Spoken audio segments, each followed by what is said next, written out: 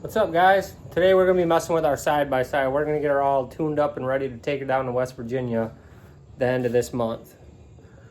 What we're going to do to it today is we're going to do an oil change. We got a light bar. We got some aftermarket autometer gauges I want to put in it so I can see the water temperature and the oil pressure. We're going to remove the windshield, and then we got some door bags that we're going to put on there too to try to keep our stuff secure while we're out ripping the trails.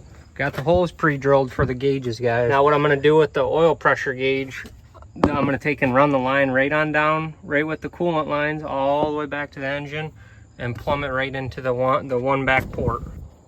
Going to run my oil feed right off of that plug right there. I'm going to pull that out, put this in there, and run my oil feed line, and we'll get back and show you a finished product. All right, guys, there's my hole for my fitting. All right, guys, this is what the final product look like. There's my fitting. Hang on. There's my fitting, my line.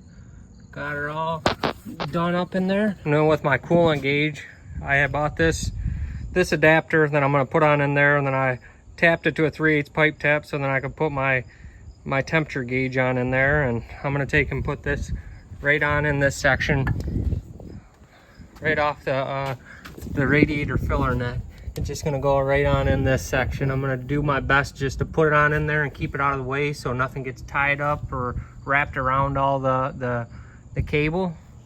So I'm gonna get to this, guys, and I'll come back with the finished product. All right, guys, here's my coolant temperature sensor bung right here. I feel like it turned out pretty good. I got my wires, my coolant temperature wire ran right there down straight into there. My oil pressure line ran through the firewall. This is what I was talking about when I said I was going to run it right down on with the coolant lines. I had to jump it over right here a little bit. It should be okay by the drive shaft that close. I mean, it's not going to hit it or anything. We'll be all right. It's turning out good. Now on to taking this windshield off and that light bar. I got a pretty sick light bar. This is the old light bar we had, and we're upgrading to this new slim one. It's supposed to be 48,000 lumens. Well, we'll see. We'll see if she's bright enough for West Virginia. Got to clean it up before West Virginia too. She's a little dirty.